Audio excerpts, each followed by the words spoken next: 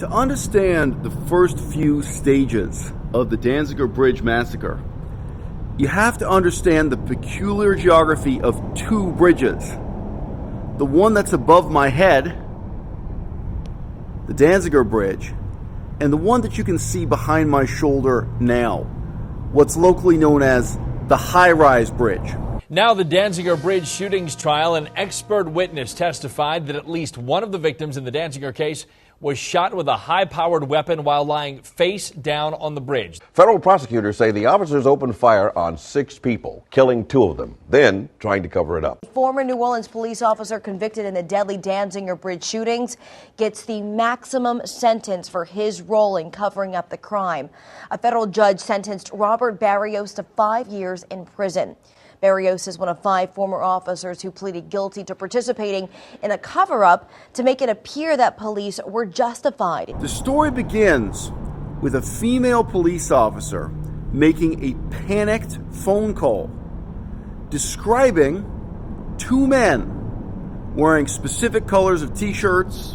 One has a specific kind of backpack on, describing 2 men underneath that bridge, not this one, who were allegedly firing guns at somebody. She claims, in retrospect, that's what she saw. Exactly what she said during that phone call, we don't know. But right away, when you understand the shape and location of these 2 bridges, there are problems with what it is she thinks she saw. She was on the far side of that bridge, not the side closest to me, what would be, from my perspective, the back end of that bridge, leaning over the railway, looking straight down, looking under the bridge.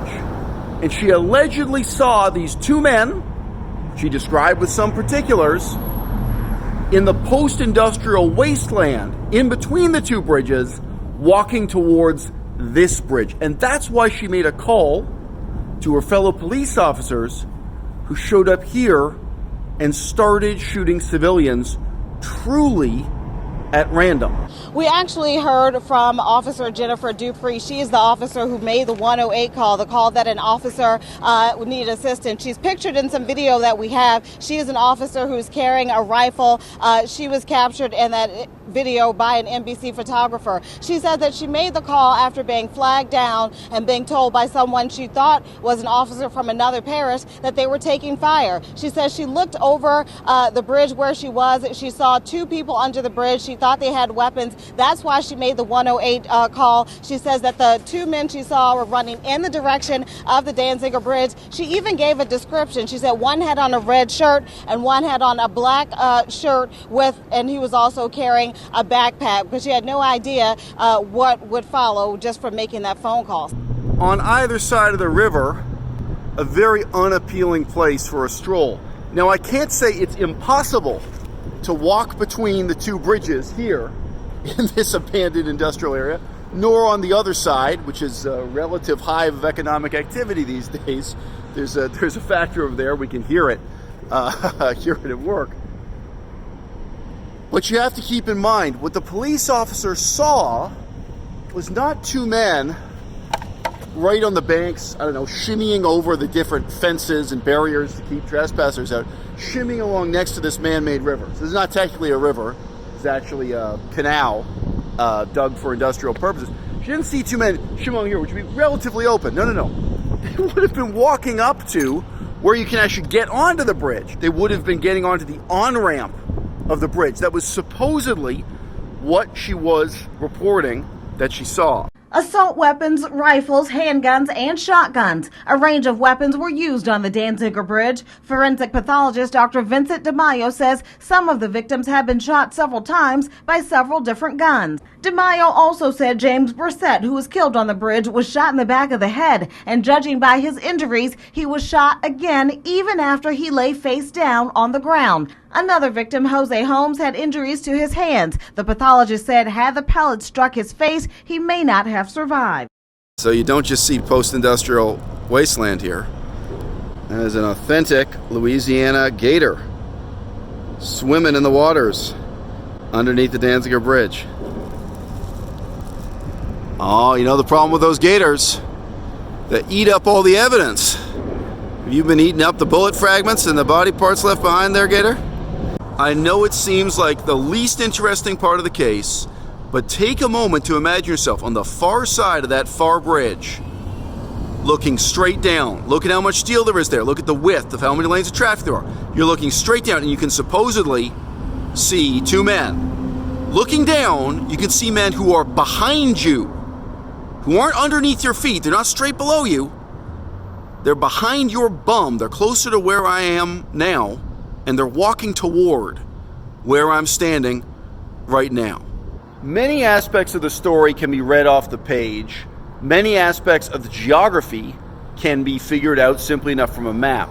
I'm putting so much emphasis on this factor because it's the one thing you really need to see in person, as I'm doing right now. You need to understand the width and size of that further bridge, the high-rise bridge. You have to understand that it is impossible for a woman on the far side of that bridge looking straight down over the railing.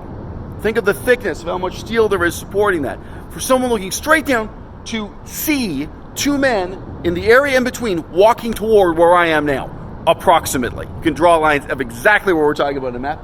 But no matter where you are on the bridge, no matter what the angle, that's not just improbable, it's impossible. Just moments ago, Jose Holmes Jr. took the stand. He is one of the people who was wounded on the Danziger Bridge. He says he was walking that day with his family to the Winn-Dixie to get some supplies when all of a sudden they heard shots. They knew that they were being fired at. Jose Holmes says that he jumped over a barricade, a concrete barricade on the bridge. He realized he had been shot in the arm and he was just trying to brace himself. He says he looked up and he saw the barrel of a gun pointed at his stomach and he was shot twice in the stomach. So today the bridge is not set up with any pedestrian access whatsoever. But at the time, as is recorded in detail in the court documents and investigation and so on, there were concrete barriers up that protected a margin of the road as something equivalent to a sidewalk. And some of the pedestrians left behind that barrier when they were hiding in fear from the police firing bullets at them. Now there's one person bold enough to run up on this bridge even when it ain't got no sidewalk. That ain't me, bro. Yeah, that ain't me. And now an update on deadly shootings by New Orleans police officers and the cover-up that followed. Sentences were handed out to several officers yesterday, but there were questions even then about how the case was resolved. Hurricane Katrina assaulted the Gulf Coast nearly 8 years ago, drowning much of New Orleans and leaving chaos in its wake. Hey, I get my drop! There was looting, disorder, and police misconduct. The worst incident came less than a week after the storm at the Danziger Bridge over the Industrial Canal in East New Orleans. On September 4, 2005, police answered a call that other officers were under fire near the bridge. They responded and opened fire at 2 places, killing 2 people, both of them unarmed, and wounding 4 more.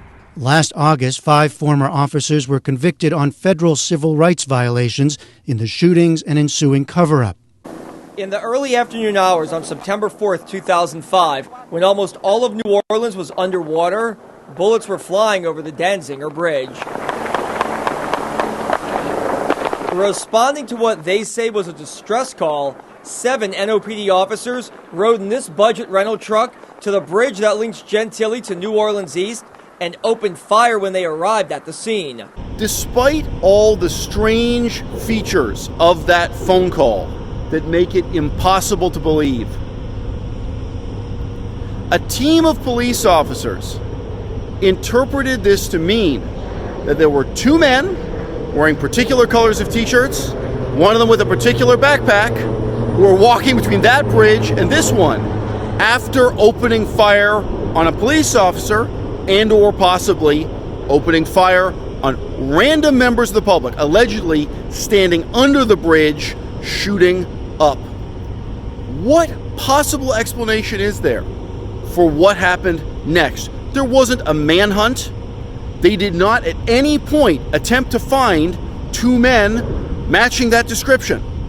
They did not at any point, even after the massacre, show concern that there were 2 armed gunmen going around randomly shooting police officers and members of the public. Nothing of the kind happened. They showed up here at this bridge, at the Danziger Bridge, and they attempted to kill everybody on it. The only reason why the massacre didn't kill more people was that their aim was abysmally poor. They took so many shots, and the vast majority of those shots missed and ricocheted around off the concrete. Enormous number of bullets fired, and by happenstance, there weren't all that many people present on the bridge to be killed.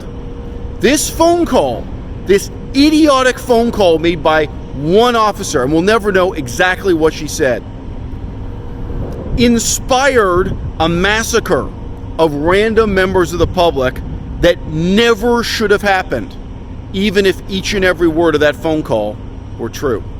Supporters defended the officers, calling them heroes.